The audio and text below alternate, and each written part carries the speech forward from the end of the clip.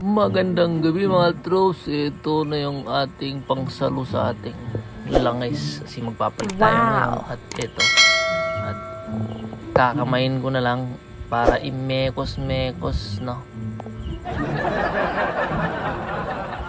Kailangan natin mag-change oil kasi sumobra na. Ayun. Kasi ang langis natin, kailangan natin agapan yan.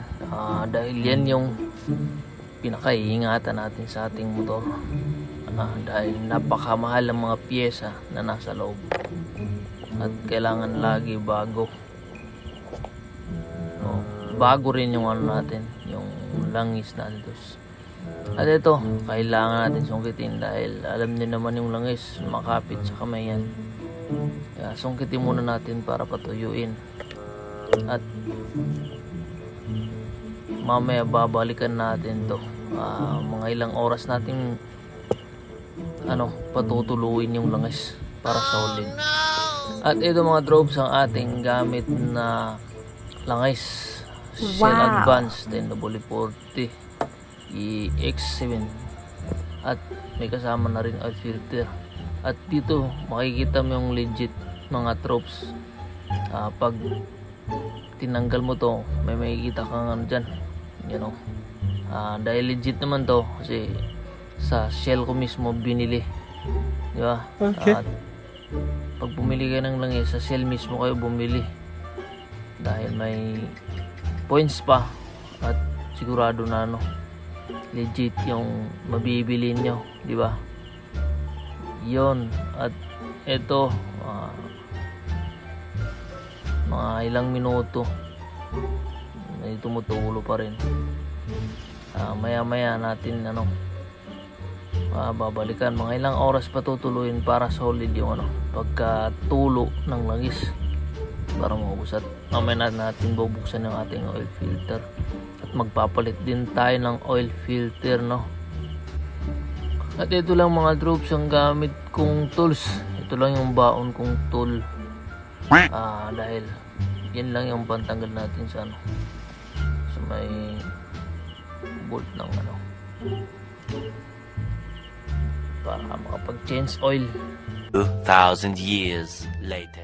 Ito na mga troops, at tanggalin na natin yung paglalagyan ng oil filter dahil papalitan din natin yan para garantisado, At ito, kailangan natin lagyan ng basahan dyan para di masyado tatagas sa ating elbow ng tambutso natin.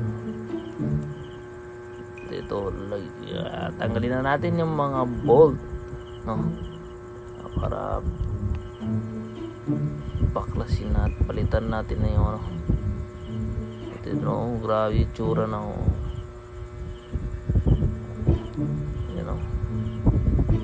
yun. At nalinis na at malinis na rin ito para ilagay na natin ang ating oil filter.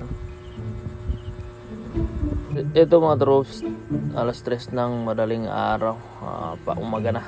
At ito ay ilalagay na natin ang oil filter at yung tank cape, madali lang. At ilagay na natin yung bolt, ibalik na natin.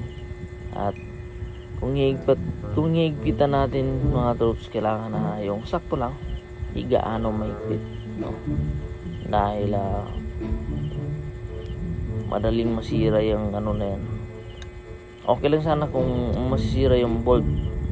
At ito, ibabalik din natin yung bolt din ng engine oil natin sa ilalim. At kamayin ko na lang, dahil basic lang, joke lang.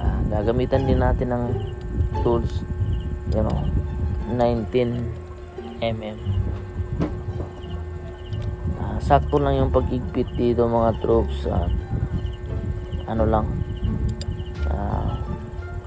Konting ngiwi lang ng ngipin, okay na yun, sakto na yun.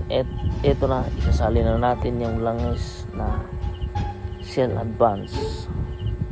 Alam mo ba kung bakit Shell Advance? Dahil advance na siya mag-isip. At ito mga troops, tapos na tayo magsalin ng langis. 2 hours later. At ito na nga mga troops, dahil magre-reset na tayo ng trip 1 at saka trip 2. Dahil nagulat ako dito, aabot na pala ng 2,000. Tingnan na po, ay samantarang mag-change oil tayo ng nasa 1.5 lang. Ayun, talaga natin.